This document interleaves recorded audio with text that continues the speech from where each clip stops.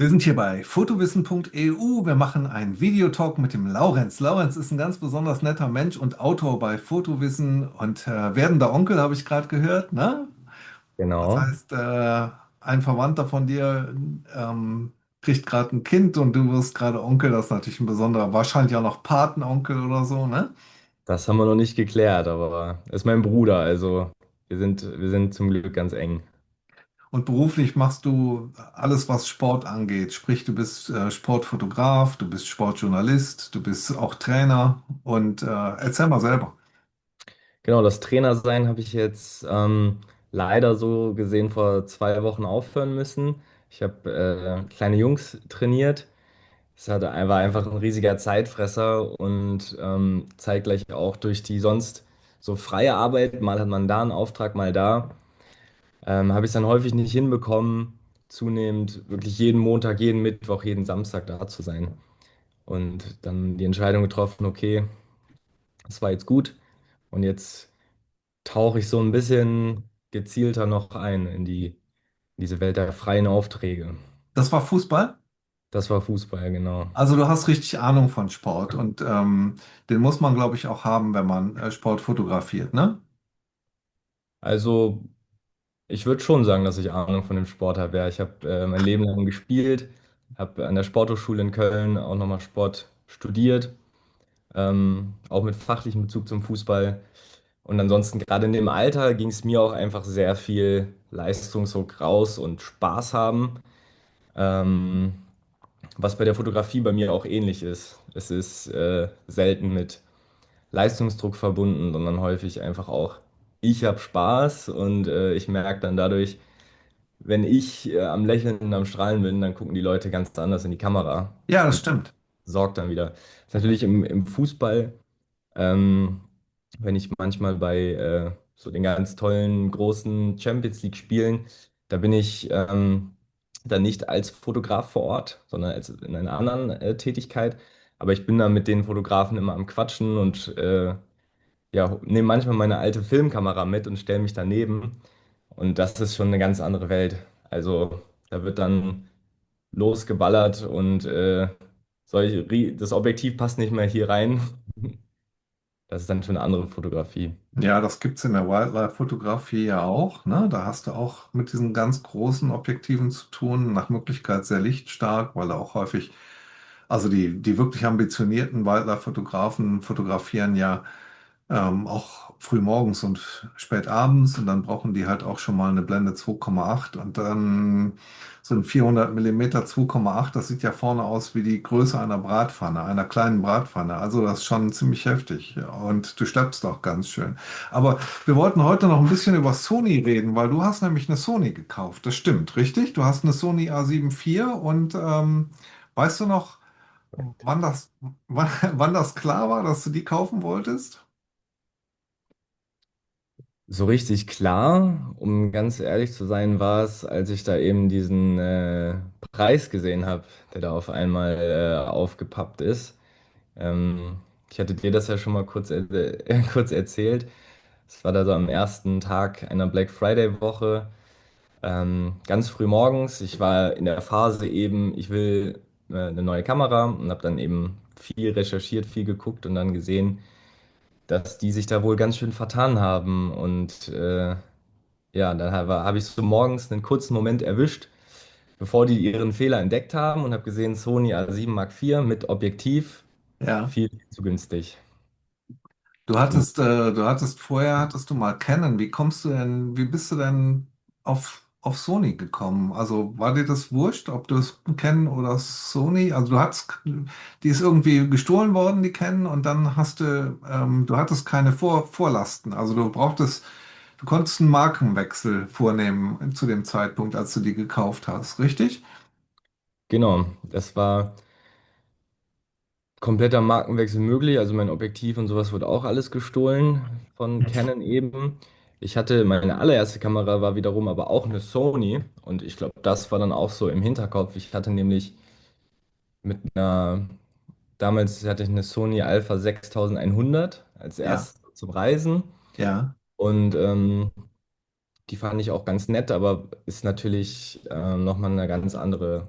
Liga sozusagen. Und dann ähm, hatte sich das da auch wie irgendwie viel bei mir durch Kontakte und ich war dann längere Zeit auch auf einer Segelreise mit jemandem, der eben auch diese Canon hatte. Dann kommt doch auch dein Beitrag her, nehme ich mal an, ne, oder? Genau. Bei Fotowissen. Also den schreiben wir natürlich unten drunter unter dem Video, damit den jeder ansehen kann. Das sind sensationelle Fotos, die du da gemacht hast. Wirklich, wirklich cool. Und erzähl weiter. Ich wollte es nur eben einschieben, aber du hast seitdem schon ganz viel mit der Kamera fotografiert und was war denn so, kannst du dich noch an den Anfang erinnern? Was war denn so dein erstes Gefühl, als du die Kamera bekommen hattest und in der Hand hattest? War das eine Art von Begeisterung oder ist das für dich nur ein Werkzeug? Darf ich das fragen? Ich war total begeistert, war nochmal so größer als gedacht, vielleicht weil ich Sony-mäßig das noch mit der 6100er irgendwie vorher in der Hand hatte.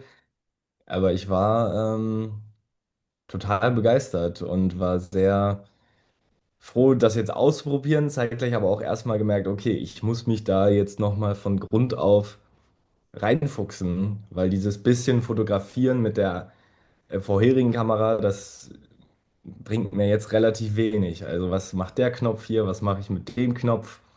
Mal durch das ganze Menü dreimal durchgegangen, was das denn alles bedeutet. Ähm, die erste Zeit mit der Kamera habe ich mich wie ein Erstklässler gefühlt, dem jetzt erstmal gezeigt werden muss, hier ist der Raum, hier ist der Raum, wie so in der Schule, bevor man dann erstmal in die Räume geht, um dann wirklich zu lernen.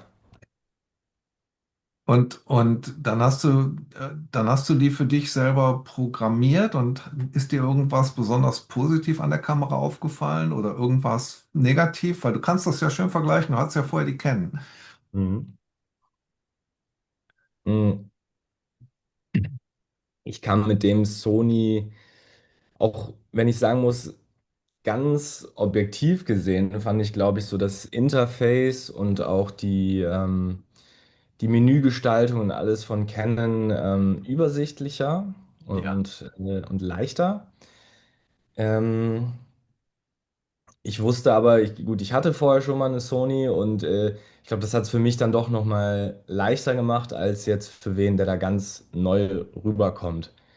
Also Da gibt es da ja würde so ich ein paar sagen, entschuldige ich, dass ich unterbreche, da gibt es so ein paar komische Bezeichnungen drin, die man erst verstehen muss. Ne? Heißt nicht alles Focus Peaking, das heißt nicht alles Bracketing, das ist irgendwie von jeder Kamera zu jeder Kamera verschieden, wie es heißt. Ne? ja genau. Und gepaart bei mir damals noch mit generell erstmal als herausfinden, was die Dinge denn überhaupt sind. Ich stelle mir vor, weil du kannst dann vielleicht mit deiner Erfahrung schon besser einordnen, was dieser andere Begriff jetzt vielleicht dann zu heißen könnte. Und ich war erstmal so, keine Ahnung, ich weiß es nicht. Ich habe aber letztens auch gelesen, dass du ja geschrieben hast, dass wenn du dich jetzt neu orientieren würdest, du auch an Sony denkst, an Sony gehen würdest. Äh, Ja, wie? weißt du, dass, wenn ich dir das analysieren sollte, wie ich auf Fuji gekommen bin, dann liegt das daran, dass ich damals total enttäuscht war, dass Canon und Nikon ähm, speziell Canon, die ich vorher beruflich immer für Hochzeiten und für Porträts und für Studio und ich weiß nicht was alles eingesetzt hatte, dass die nicht in den Quark kamen, eine spiegellose Kamera rauszubringen. Das war so zwischen 2014 und 2018, weißt du? So, und da habe ich gesehen, was die Spiegellosen alle an Vorteilen haben. Ich muss die ja jetzt hier nicht alle aufzählen, aber ich meine, dass du das Bild so siehst, wie es richtig belichtet wird durch den Sucher, ist schon ein enormer Vorteil. Und ähm, ja, dass du auch schwarz-weiß gucken kannst oder quadratisch oder all diese Möglichkeiten durch den elektronischen Sucher. Und natürlich ist die Lernkurve auch viel steiler, wobei ich konnte ja fotografieren, aber die Lernkurve ist für jemanden, der heute eine Kamera kauft, viel steiler, weil der ja sofort sieht, auch schon im Sucher, ob das zu dunkel ist, zu hell ist, ne? Also, und dann habe ich nach einer Sony geguckt, nach einer A7R. Kann auch schon die 2 gewesen sein, weiß ich nicht, aber die ließ sich einfach nicht auf schwarz-weiß quadratisch einstellen. Und da habe ich gedacht, was ist das denn? Warum geht denn das nicht? Und Fuji konnte das. Mhm. Und ich bin mit Fuji unglaublich zufrieden, sowohl mit der APS-C als auch mit der GFX-Kamera, weil die hat auch Dinge, die Sony und Canon und Nikon nicht hat. Also zum Beispiel eine Hyperfokalanzeige für die Landschaftsfotografie. Da kannst du also sagen, hey, ich möchte das von unendlich bis ganz nah scharf haben, da hast du eine Anzeige und da musst du bei anderen Kameras erst rumrechnen. Oder diese Filmsimulationen, die die drin hat, ne? Ich meine, die sind ja jetzt in der Sony mittlerweile auch haben die auch Einzug gehalten, nicht als Filmsimulation, sondern als Stile, ne? So als Filmstile oder Fotostile. Und Kreativprogramme nennen die sich, glaube ich, bei Sony, ne? Genau, diese LUTs, die du dann später da auch Hm. dazu holen kannst.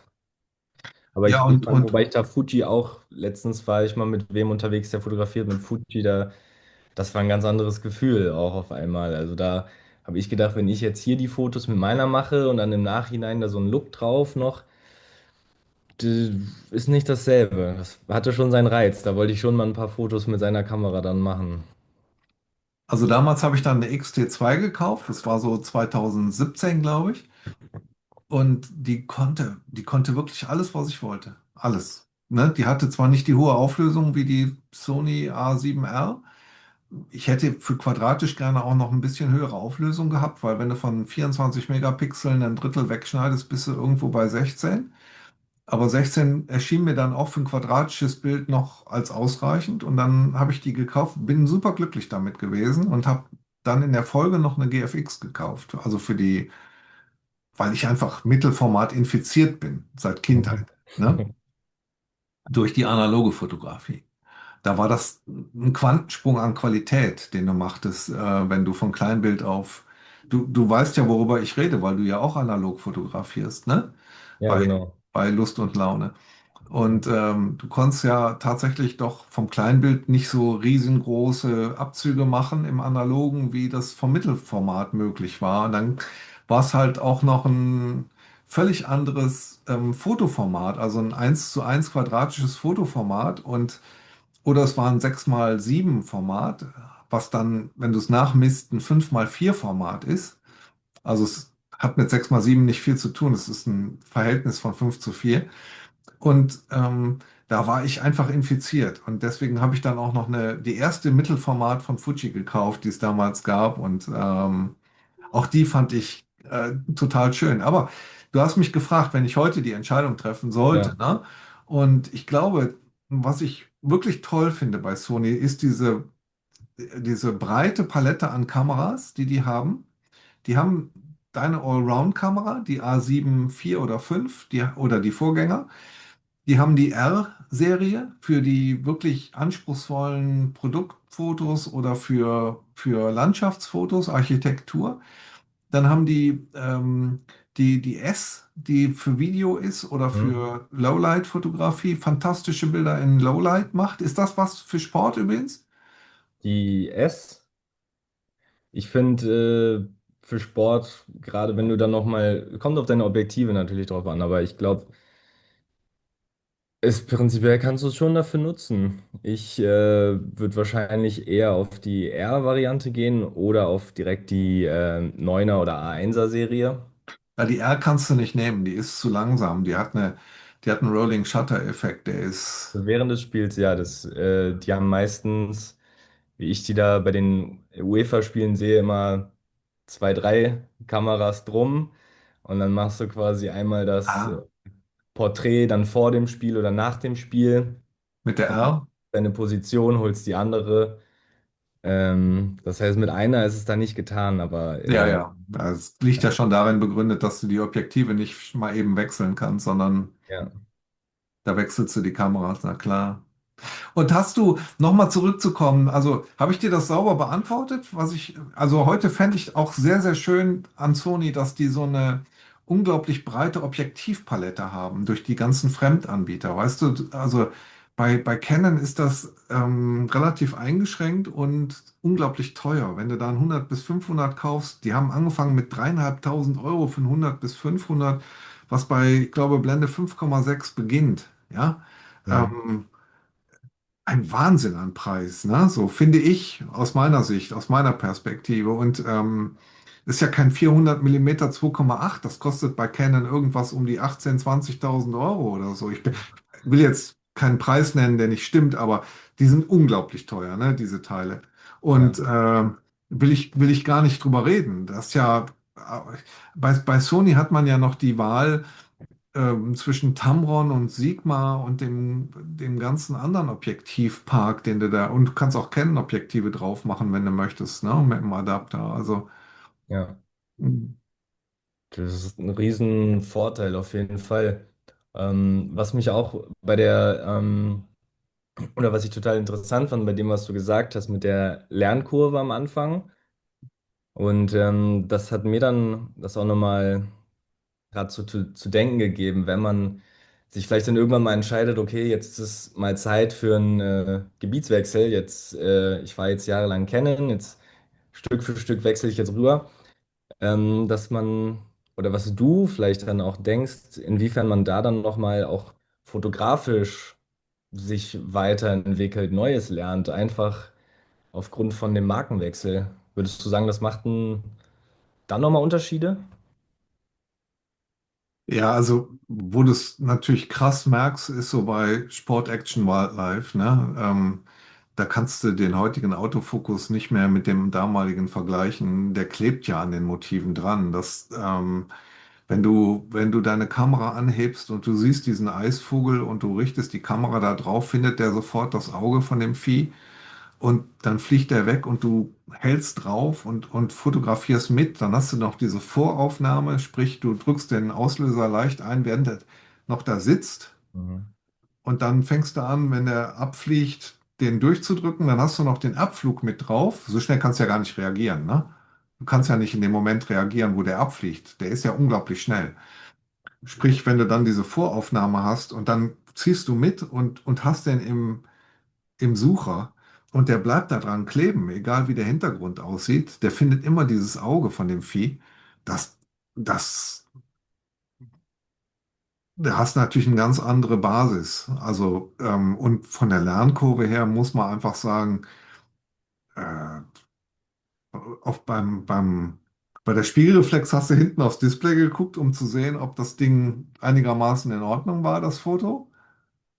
Und konntest nichts sehen, weil das ist wie auf dem Handy. Wenn du bei gutem Sonnenschein da hinten aufs Display guckst, siehst du überhaupt nichts. Und du siehst da auch viel besser durch den Sucher. Auch wenn du das fertige Foto anguckst, siehst du es viel besser durch den Sucher, als hinten auf dem Display von so einer auch von einer spiegellosen Kamera. Siehst du es besser durch den Sucher.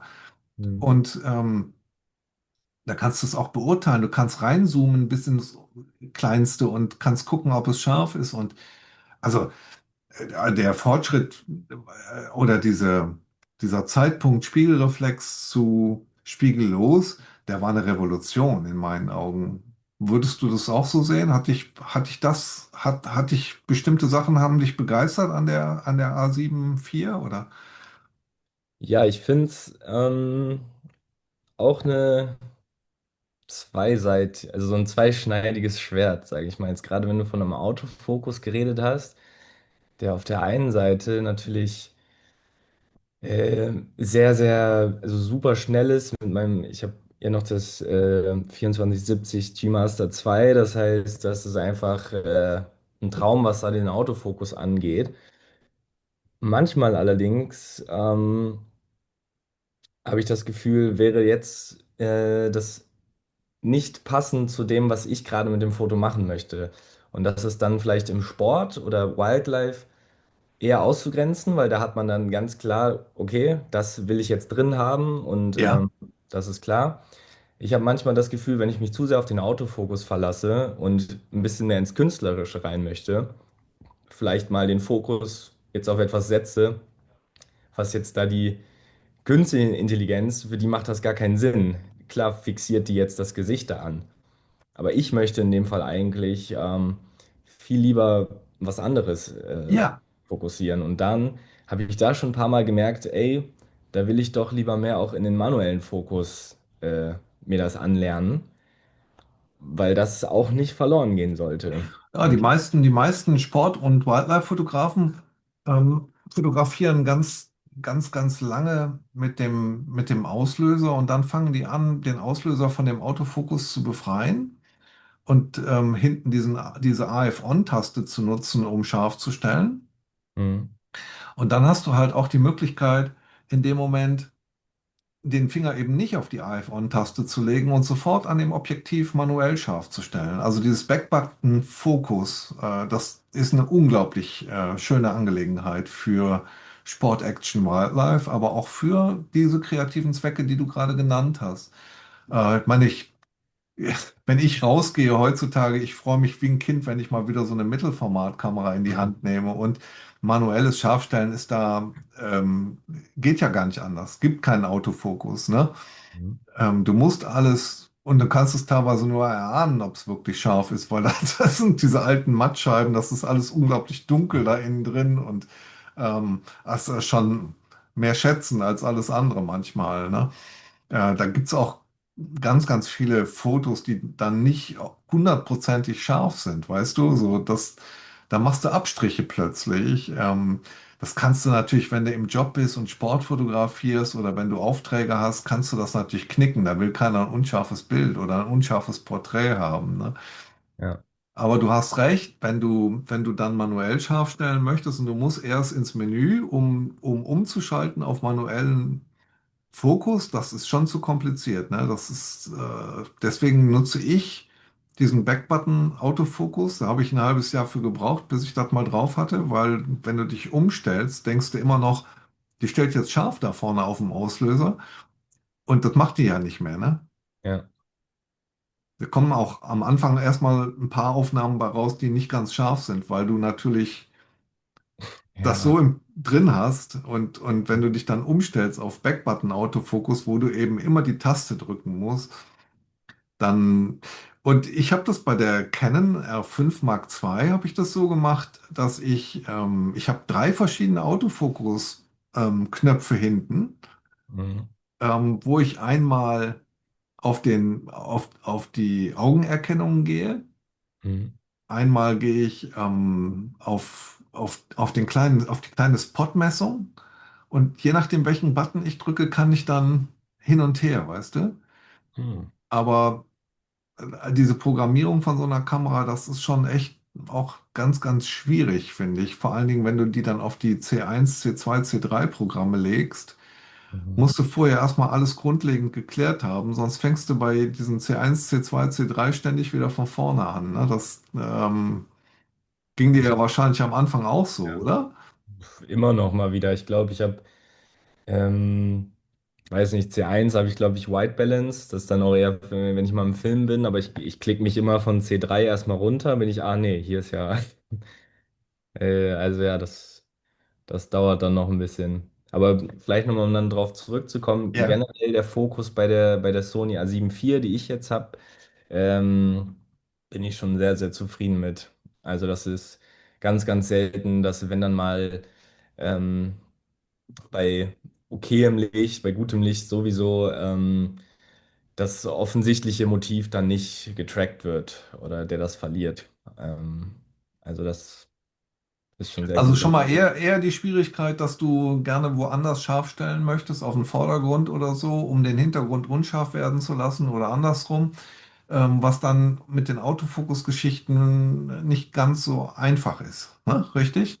Genau, wenn man Ja. dann so ein bisschen abstrakter werden will, ist das dann schwierig. Da lernt man dann auch eben mit umzugehen oder man lernt dann die Kamera kennen, wann ist jetzt irgendwie so ein Moment, wo sie dann immer wieder rübergehen würde.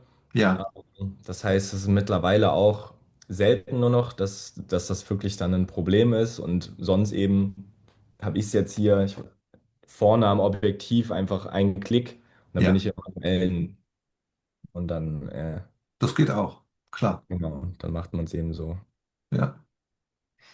Hast du denn bei deiner Kamera irgendwelche Stärken rausgefunden im Vergleich zur Canon oder vergleichst du gar nicht so sehr, sondern bist einfach zufrieden oder wie muss ich mir das bei dir vorstellen? Ja, ich bin kein Vergleicher, was das angeht. Das war auch wieder persönlich bedingt, dadurch, dass mir die Canon ja gestohlen wurde, ähm, war da auch viel Schmerz erstmal dabei. So, das war meine Kamera mit auch Objektiv und allem. Und das war dann einfach weg auf einen Tag. Und da könnte ich dann auch nochmal ein großes Thema über Kameraversicherungen im Ausland, aber das gehört jetzt hier nicht hin. Aber das heißt, da ging es dann noch viel hin und her nachher. Und dann Ja, war ich irgendwann an dem Punkt, okay, jetzt lege ich sie weg. Ich habe noch ein paar Fotos von ihr damals, die gucke ich mir gerne an. Aber das ist jetzt die Sony und war das auch eine R6 oder eine genau, D6 oder was hattest du? es war eine R6 Eine R6, die erste. Mhm. erste. Ah, da sind aber auch schon wieder Welten zwischen, ne? Zwischen der R6 und der Sony A7 IV, so vom Autofokus und von der Geschwindigkeit und so. Ja, also ich muss sagen, so von den Farben her, ähm, fand ich die R6 auch super. Das hat mir schon sehr gefallen, dieser Canon-Look. Ähm, aber ja, gerade Autofokus, was ich bei der Sony eben auch, also A7 IV jetzt als so den großen Vorteil sehe, die, die kann ich gefühlt für alles nutzen. Also die ist, sowohl ich filme auch gerne, Mhm. ähm, ich kann sie überall mitnehmen. Mich würde mal bei der A7C, der kompakteren Version, die hatte ich jetzt noch nie in der Hand. Das würde mich mal interessieren, wie das dann alles nochmal so in kompakter ist. Das könnte sicherlich auch interessant sein. Ähm, Aber aber die hat dann nicht so viele programmierbare Tasten. was für Sprich, mich, glaube ich, gar nicht so schlimm wäre. okay. Ich glaube, wie gesagt, ich habe da die C1, C2, C3, die ich wirklich ähm, selten effektiv nutze, sage ich mal. In dem Sinne, dass sie mir wirklich Zeit ersparen. Ja, okay. Ja. Verstehe ich. Ja, ja, okay. Klar. Ja, hast du mal überlegt über eine Festbrennweite oder bist du so zufrieden mit diesem GM2, dass du sagst, ich brauche nicht besser als das ist eine Blende 2.8, ne? Die offenste, Ja. oder? Ja. Hast du mal drüber überlegt, über ein Porträtobjektiv mit einer Blende 1,8, 1,4 oder so? Ja, ich habe das 50 mm 1,8er Mhm. auch. Das hatte ich mir schon damals auch vor ein paar Jahren gekauft, mal, noch auch mit der Alpha 6100 damals. Wenn ich es jetzt drauf mache, dann fällt mir einfach der Autofokus ganz krass auf, also was dann so wie du es wirklich hörst und wie es so mechanisch, wie man richtig die Prozesse mitkriegt. Und deswegen ist sie dann doch sehr, sehr selten die Wahl. Ich bin mit dem 2470er, das deckt 99% ab von dem, was ich dann so brauche. Für die 1% wäre es dann immer schön noch. Ich war jetzt gerade da so zu den Black Friday-Tagen viel mit einem Teleobjektiv, also nochmal vielleicht bis 200 oder so am Überlegen. Ähm, Habe mir aber auch klar gesagt, ich will nicht so sehr in diesen Equipment-Rausch verfallen. Das passiert echt schnell und zeitgleich sind mir mit den 24 bis 70 Millimetern eigentlich für mich fast alle Szenarien abgedeckt. Und wenn ich irgendwann mal bin, jetzt sehe ich Tele oder noch mehr Brennweite, wäre jetzt wirklich sinnvoll, dann könnte ich mir das auch gut vorstellen, aber Mhm. gerade brauche ich es noch nicht. Und auf den Zoom dabei dann zurückzukommen, ähm, es gibt halt einem zum einen eine Sicherheit. Das heißt, ich mache zum Beispiel auch häufiger dann so Festivals oder Veranstaltungen, wo man dann eben in der einen Minute mal eine Gruppe hat und dann wiederum 2 Minuten später so ein bisschen über den halben Raum rein irgendwie eine Einzelperson. Und das würde mit einer Festbrennweite so nicht Nee, funktionieren. nee, nee, nee. Auf Reportagen sind Zoom-Objektive tatsächlich die erste Wahl, das stimmt, ja. Ich habe das auch ausprobiert auf Hochzeiten, habe mit einem 85 mm 1,8 1,8, glaube ich, war es, fotografiert. Und das war auch so eine lahme Möhre wie dieses 50er, was du da hast. Und das war noch zu Spiegelreflexzeiten. Und da habe ich auch gemerkt, dass das tatsächlich schöner ist, wenn du so ein 70 bis 200 drauf hast, weil du doch variabler bist, ne? Ähm, Wobei es ja furchtbar schwer ist, bei einer Hochzeit auszurechnen, in der Kürze der Zeit, die dir bleibt, welche Blende brauchst du jetzt, damit die beide scharf werden, ne? Mhm. Denn du musst ja darüber nachdenken, welche Brennweite nutzt du gerade. Ja. Wenn du 200 nutzt, brauchst du ja eine viel größere Blendenzahl, manchmal eine Blende 8, 11, 16 vielleicht sogar, um zwei Leute scharf zu kriegen, als bei 50 Millimeter. Bei 50 Millimeter ist das ja easy, ne? Da kannst du mit einer Blende 4, 5,6, 2,8 teilweise kriegst du beide scharf. Dieses ständige Denken macht natürlich auch müde. Ähm, Ist nichts, worüber die Hersteller im Moment nachdenken, ne? Dass sie dir das mal irgendwie erleichtern, diese Schärfentiefe-Geschichte. Also zumindest in der Landschaftsfotografie ist Fuji da ganz weit vorne mit dieser Anzeige, weißt du, mit dieser Hyperfokalanzeige. Aber ich schweife ab. Ich wollte dich noch ein paar Sachen zu Sony fragen und nicht, weißt du, was mich noch so richtig interessiert, gibt es irgendwas, was du kritisieren würdest an Sony? An Sony generell oder an der Kamera? Mir egal. Wir können auch mal über den Service reden, wenn du den mal ausprobiert hast. Den musste ich da, glaube ich, noch nicht beanspruchen. Also die Kamera, jetzt meine konkrete Kamera. Ähm, Ich bin großer Fan. Ich auch, wie gesagt, meine Herangehensweise ist da nicht rein technisch, dass das eben so ein Werkzeug für mich ist, was das liefern muss, sondern die fühlt sich an wie so meine Partnerin für Aufträge, auch um irgendwie Menschen kennenzulernen. Und was mir da dann mal im Weg stand, zum Teil beim Filmen. Das ist dann weniger Fotografie, ist dann das Überhitzen, bekanntes Ja, Problem bei der A7 Mark IV. Den elektronischen Shutter beim Fotografieren, ähm, auf den greife ich nur sehr, sehr ungerne zurück. Das ist dann, manchmal fand ich es besser, wenn ich in Räumen war, wo Stille war. Und dann will man natürlich nicht durch das ja. Kamerageräusch da jetzt irgendwie Leute rausbringen. Ich habe dann aber gemerkt, dass da ja, viel mehr Unschärfe, also das quasi viel empfindlicher ist auf dann Bewegungen und schnell dann auch einfach nicht mehr scharf wird, wenn ich den elektronischen Shutter da aktiviere. Das heißt, das wäre sowas, was mir beim Fotografieren bei der aufgefallen ist. Sind dann eben auch Dinge, die dann durch meine Erfahrung, durch meine Beobachtung kommen und nicht durch Labormesswerte oder so. Ja, ja. Ja, Dann hat deine Kamera ja auch keinen wirklichen Vorteil, wenn du auf elektronischen Verschluss umschaltest, weil die nicht wesentlich schneller ist als im mechanischen Verschluss, ne? Ich glaube, die macht in genau. beiden. Beiden 1 zu 8000. Ja, Nee, ich meinte, die macht 10 Bilder pro Sekunde, glaube ich, egal wie du die einstellst, ne?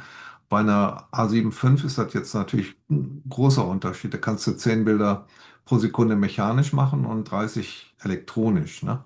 ja. Äh, Da überlegt man sich schon, ob man dann bei Sport, Action, Wildlife dann auch mal den elektronischen Verschluss nutzt, weil der eben doch ganz viel mehr Bilder ähm, bringt, aus denen man dann den richtigen Moment, wo der Ball vielleicht gerade vor dem Kopf ist oder so, aussuchen kann, denke ich. Aber das weißt du besser als ich. Du hast jedenfalls keine Sehnsucht nach einer A7 V, oder?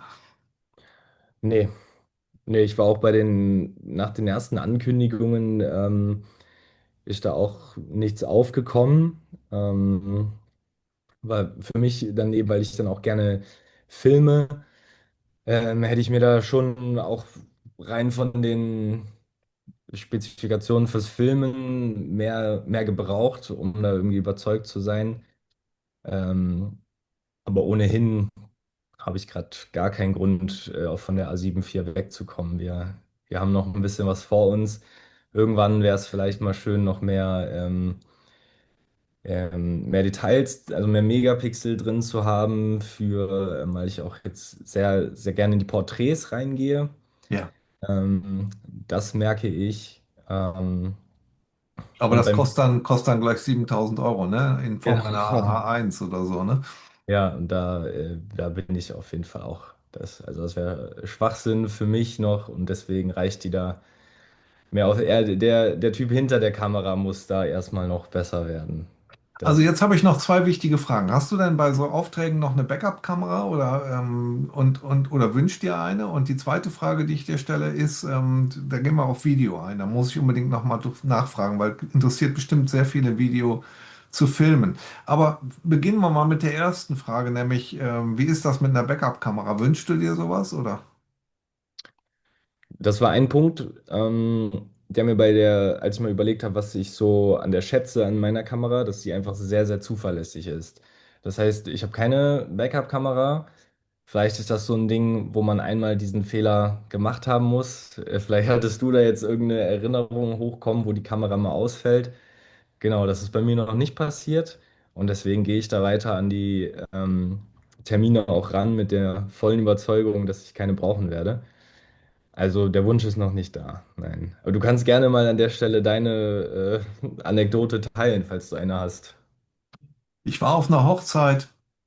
Und ich habe immer zwei Kameras dabei gehabt, weil du zwei Brennweitenbereiche brauchtest. Du brauchst irgendwas wie 24 bis 105 oder 24 bis 70, so wie du jetzt. Ich hatte damals ein 24-105 Blende 4 und dann habe ich, wenn ich dann in der Kirche war oder im Standesamt, habe ich dann teilweise auch ein 50 Millimeter 1,4 genommen oder so, weißt du, um noch ein bisschen lichtstärker zu sein. Aber die zweite Kamera war mit einem 70-200 Blende 4 ausgestattet, nicht 2,8, weil mir das zu schwer war. Und ich hatte auf beiden Kameras noch einen Systemblitz, weil den brauchst du einfach, damit du die Schatten im Gesicht wegbekommst, die du bei Sonnenlicht hast.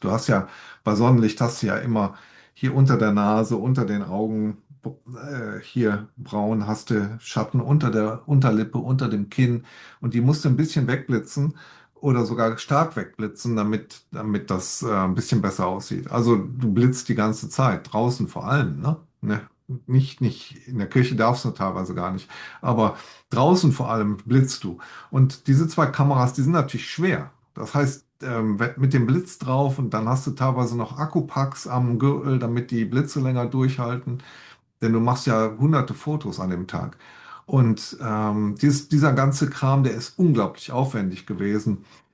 Ich komme zu dieser Hochzeit und in der Mitte der Hochzeit plötzlich spinnt eine Kamera und löst dauerhaft aus. Also die macht eine Aufnahme nach der anderen. Und ich denke, ja, schalt mal aus, aber ausschalten ging nicht. Konntest du nicht.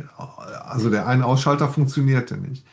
Dann hast Ja, du natürlich, logisch, ne, nimmst du irgendwann die Batterie raus, weil du kennst ja dieses Spiel, wenn du mal irgendwie einen Fehler gehabt hast, musst du die Batterie rausnehmen, tust wieder rein, funktioniert wieder so, nach dem Motto. Nix, die löste direkt wieder aus, dauerhaft. Also die war im Eimer. Der ganze Verschluss war kaputt. War eine Spiegelreflex damals. Und da war ich sehr froh, dass ich die zweite dabei hatte, weil dann hätte sie knicken können, ne, an dem ja, Tag. Du willst ja nicht irgendeinen von den Besuchern, also von den eingeladenen Leuten, willst ja nicht fragen, hör mal, leih mir mal deine Kamera. Das willst du nicht wirklich, ne? ja, Zumal die dann falsch eingestellt ist. Also, du in der Branche, wo ich drin war, da brauchst du immer zwei Kameras. Da konntest du gar nicht anders. Und dann war ja auch, weißt du, zu den Zeiten, ich habe tatsächlich auch den Service von Canon beansprucht. Sprich, da waren mal Kameras, die einen Fehler hatten. Und diese Kamera habe ich noch reparieren lassen. Da war der Auslöser war im Eimer, also der Verschlussvorhang hinten, nicht der Spiegel selbst, sondern der Verschlussvorhang war defekt. Und das war gar nicht teuer. Das hat paar hundert Euro gekostet und dann war die wieder in Ordnung. 150, 200 Euro, soweit ich mich erinnern kann, damals. Das wird vielleicht heute teurer sein, weil die müssen die ganze Kamera auseinandernehmen, um den da zu ersetzen. Und da war ich aber sehr, sehr froh, dass ich von vornherein immer zwei Kameras dabei hatte und mehrere Objektive. Also das war immer auch eine Schlepperei, ne? Ich habe da auch keinen Bock mehr drauf gehabt nach einer Zeit. Ich wollte dann diese kleinen Systemkameras von Fuji haben und die machten eine super Qualität, eine super Bildqualität. Ich habe das damals mit der letzten Spiegelreflex, der letzten wirklich guten Spiegelreflex der 5D Mark IV verglichen. Die war ja unglaublich teuer. Die kostete über 4000 Euro, kostete die. Und die XT2 kostete 2000 Euro mit Objektiv. So um den Dreh. Ich will mich jetzt nicht festlegen. Also die Hälfte ungefähr. Und die Qualität war dieselbe von der Fuji. Also weil die keinen Anti-Aliasing-Filter davor hat. Unglaublich gute Kamera. Und von Fuji war ich sofort total überzeugt. Und die habe ich dann auch noch für Hochzeiten genutzt, bevor mir der Kartoffelauflauf aus dem Mund raushing. Ich konnte es nicht mehr. Also ich konnte keine Hochzeiten mehr fotografieren. Ich habe so viele Hochzeiten fotografiert. Ich konnte einfach nicht mehr. Mhm. Irgendwann wurde es wirklich langweilig. Und dann kam auch eine Zeit, wo alle Amateure das für irgendwelchen Apfel- und Ei-Preis angeboten haben. Das kannst du ja nicht. Du kannst als Profi kannst du das nicht für 350 Euro abwickeln. Ne? Das geht nicht. Ja. Ähm, Ich bin auch der Überzeugung, dass ich sehr gute Fotos gemacht habe damals. Aber da hätte ich auch die Sony für nutzen können. Die Sony, heute würde ich wahrscheinlich mit einer Sony A7 IV irgendwas fotografieren. Da bist du auch nicht auf die Auslesezeit angewiesen. Also das ist ja jetzt kein Thema, wo du einen Rolling Shutter-Effekt bekommst, ne? Hochzeit.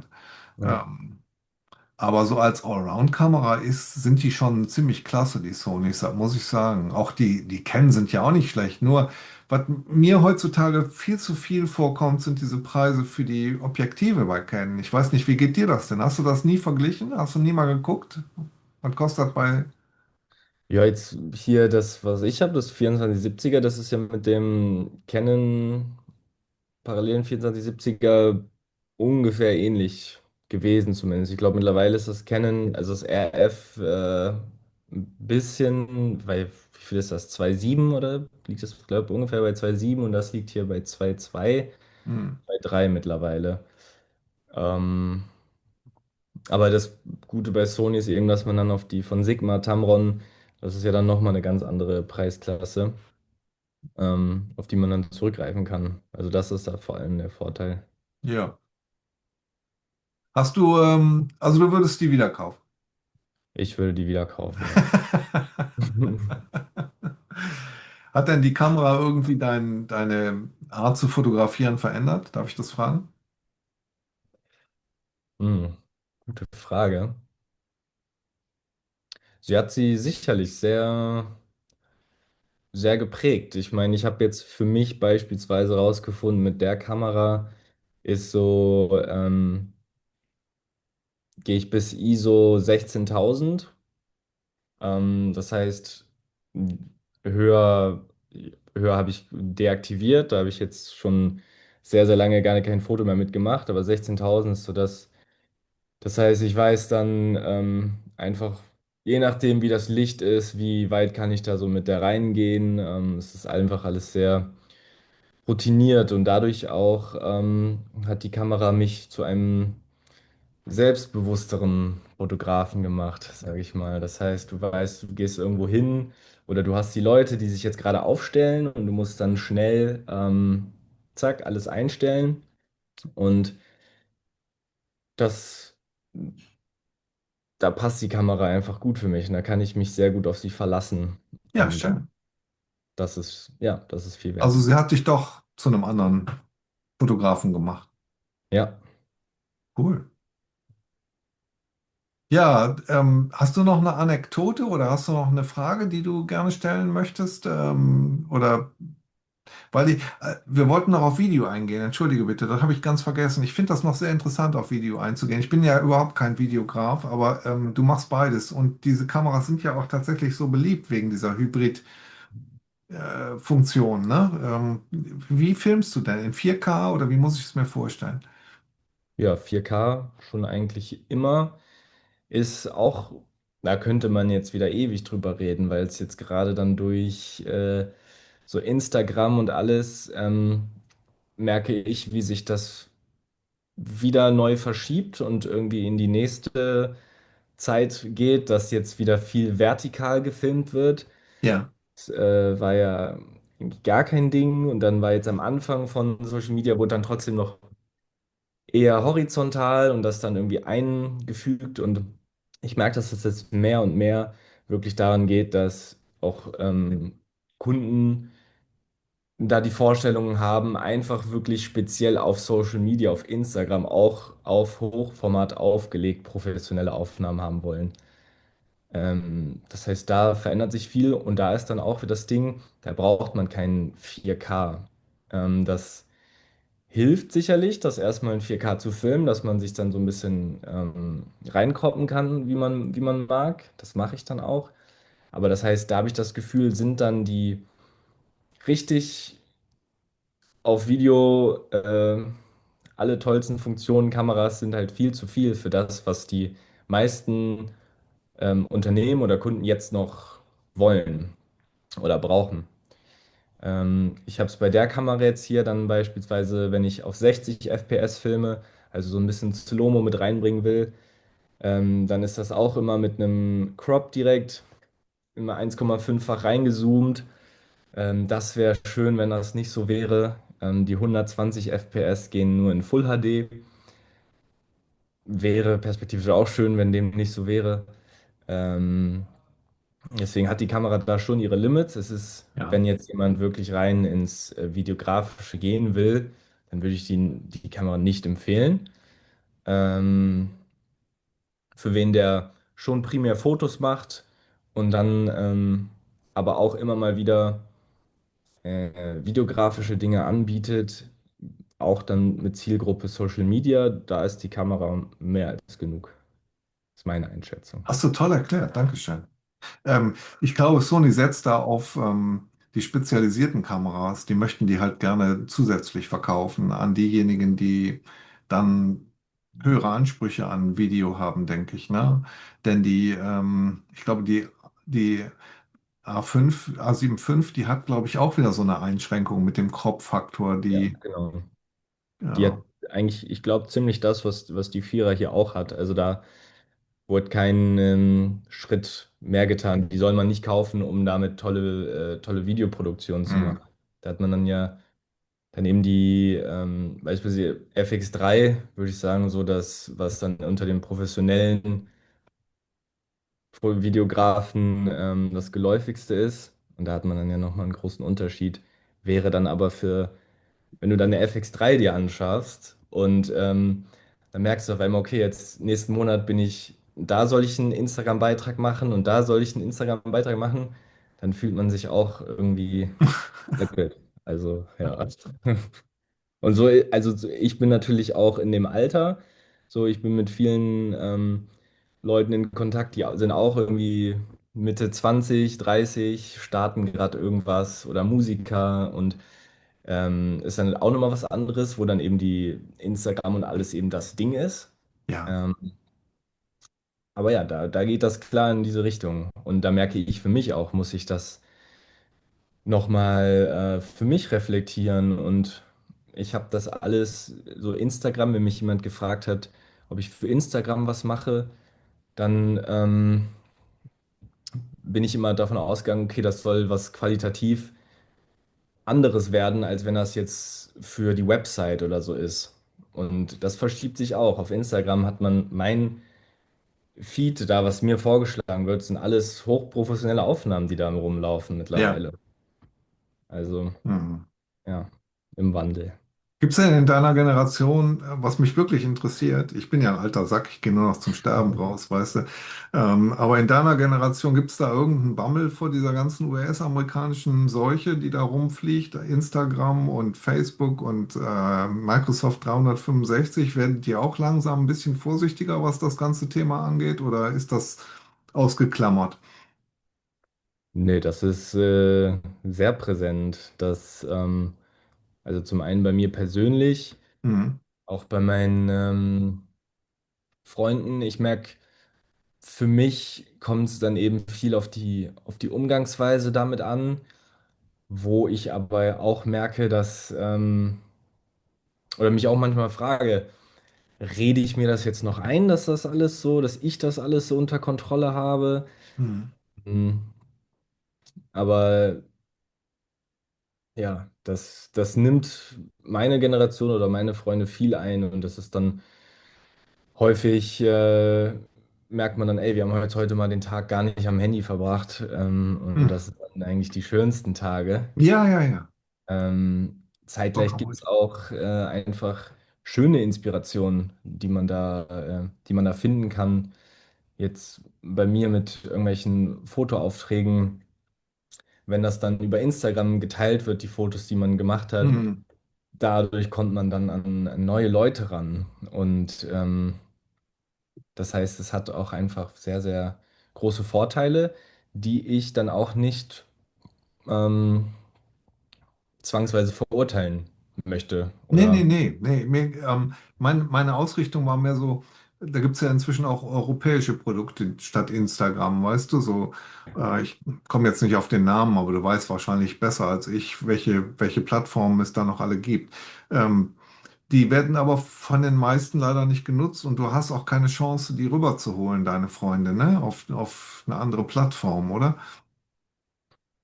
das gab bei uns jetzt mal Bewegung weg von PayPal zum Beispiel. Hm, ja, Ähm, ist es halt wirklich dann sehr schwierig, das dann auch langfristig so durchzusetzen, wenn dann jetzt das Gefühl bei den ganzen Geschäften und sowas ist es jetzt hier in Köln zumindest gerade mal angekommen, dass man mal mit PayPal dort bezahlen kann. Das heißt, die äh, kommen da jetzt rein, wo wir uns dann wieder von lösen wollten. ja, Zeitgleich ist uns das dann wieder da. ja. Aber da kommt bald eine europäische Lösung und die wird wahrscheinlich interessant werden. Ja, es ist zu hoffen. Ja, wir sind so abhängig. Mastercard, Visa, das ist PayPal, das ist alles amerikanisch. Ja. Und es gibt gar nichts, was du in Europa nutzen kannst momentan. Auch dieses Apple Pay oder so ist ja auch amerikanisch. Also sprich, da wird es ganz, ganz dringend, ist da ein Bedarf an einer europäischen Lösung, denn sonst werden wir hier so erpressbar. Aber das ist auch ein Thema bei euch. Also ihr wollt auch, ihr merkt das auch, dass da eine Abhängigkeit von amerikanischen Softwareprodukten und anderen Sachen ist, die euch stört, oder? Ja, und das ist auch nicht nur auf Software zu beziehen, sondern auch, ich merke das bei mir an den Schuhen, die ich trage. Mhm.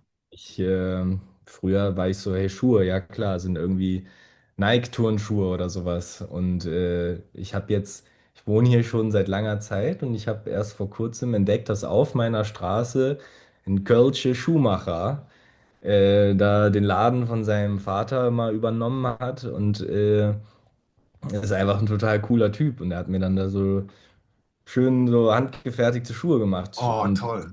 ist es mir dann auch wert.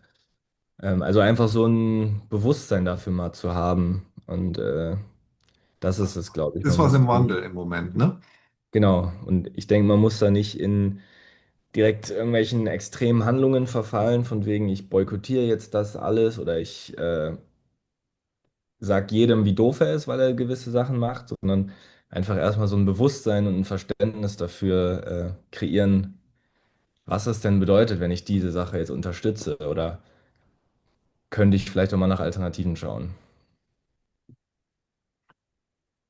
Wir wollen das nicht zu lange machen. Ich könnte dich noch 1000 Fragen fragen. Ich würde gerne noch wissen, warum du wann analog fotografierst. Ich habe noch 1000 Fragen an dich, aber das war unglaublich sympathisch mit dir heute. Hm. Ich bedanke mich ganz herzlich bei dir. Wir bringen das bei YouTube und wir schreiben da Links unten drunter auch zu deinen Artikeln. Und ja, das ist eine Freude gewesen, dich hier zu haben, in diesem virtuellen Raum und mit dir zu sprechen über deine Art von Fotografie, über deine Erfahrungen mit Sony, weil das ist Gold wert, denn du kannst ja unglaublich viel über technische Daten reden, aber wie das dann in der Praxis aussieht, ist unglaublich interessant gewesen, auch für mich zu hören, was du damit machst. Ich habe ganz andere Sachen damit gemacht. Ich habe eben nicht Sport fotografiert. Heute mache ich Wildlife damit und bin sehr, sehr angetan von den technischen Funktionen solcher Kameras, die auf dem Auge kleben. Aber das war super interessant, das mal von dir zu hören. Ich danke dir ganz herzlich. Möchtest du noch irgendwas loswerden? Hast du noch eine Anekdote oder möchtest du noch irgendwas wissen oder? Ja, ich habe immer noch eine Anekdote, da musst du vorsichtig sein, aber ich glaube, Oh, gut, komm, komm, schieß los. du hattest letztes Mal noch gefragt nach meinem Lieblingsfoto, was Ja, ich mit der Kamera ja, geschossen habe. Und da ist mir dann aufgefallen, das kam mir auch vorhin nochmal so Thema Verbindung, die man auch mit der Kamera hat. Da war ich auf einem, ähm, was war das, auch so eine Art Festival, da wurde Musik gespielt, Live-Musik und dann hat da so eine Frau zugehört und wurde dann so von ihren, durch die Musik, irgendwie durch die Emotionen so berührt und dann hat sie angefangen zu weinen und es kam eine andere Frau dazu und sie hat sie getröstet und ich habe das alles erstmal so beobachtet und wollte jetzt nicht da irgendwie so einer Person in ihrem Moment eine Linse vors Gesicht halten und ja. hatte dann meine Kamera so ein bisschen hier, also so einfach abgehalten und dann haben wir aber Kontakt aufgenommen und sie wusste auch, dass ich der Fotograf bin. Und dann hatten wir einfach so einen Moment, wir haben nicht miteinander geredet oder so. Sie hat mich so mit ihrem verheulten Auge angeguckt und hat mir quasi so gesagt, so ja, so du Cool, darfst. cool. Und dann habe ich mich so bedankt und habe ein Foto gemacht und dann habe ich jetzt da so ein Foto, wie sie halt irgendwie mit einem Lächeln hier und Tränen hier so in die Kamera guckt. Und das sind so diese Momente, warum ich Ja, das mache. unersetzlich. Schön. Ja. Ganz, ganz vielen Dank. Genau, und abschließend dann vielen Dank für die Einladung hierzu. Vielen Dank Nee, für das war ein großes Vergnügen. die Klasse. Meinungen. Ich hoffe, es wird viele Leute interessieren, was du zu erzählen hattest über deine Arbeitsweise und über die Sony insbesondere. Denn es war mal an der Zeit, was über Sony zu bringen. Ja, Schön. ja, gerne und vielen Dank. Lass dir Jawohl. sehr gut gehen. Ich wünsche dir ganz viel Erfolg und ich schließe nicht aus, dass wir uns nochmal über die andere Art der Fotografie, die analoge Fotografie, unterhalten. Das werden nicht ganz so viele Leute sein, die sich dafür interessieren, aber dafür vielleicht sogar relativ viele junge Leute. Ich weiß es nicht. Ja, Denn wo wir uns damals getroffen haben in Düsseldorf, da waren eine ganze Menge Leute in dem Fotolabor, die analog fotografierten, weil sie wieder was Haptisches in den Händen haben wollten. Und das scheint dir auch Spaß zu machen. Also da machen wir aber einen anderen Termin draus, sonst wird das hier zu lang. jawohl, das klingt gut. Laurenz, vielen Dank. Alles klar, Peter. Danke. Fotowissen ist ein Magazin. Sie werden da unglaublich viele Artikel drauf finden, auch von Laurenz. Und deswegen habe ich den Link unten drunter unter dem Video. Schauen Sie rein, suchen Sie in der Suchmaske nach Ihren Themen, nach Fotoideen, nach Sony, was auch immer Sie gerade interessiert. Gucken Sie einfach mal bei fotowissen.eu vorbei, abonnieren Sie den Newsletter und ich würde mich darüber sehr freuen. Vielen Dank für einen Daumen nach oben, für ein Abo, wie auch immer. Tschüss. Ciao.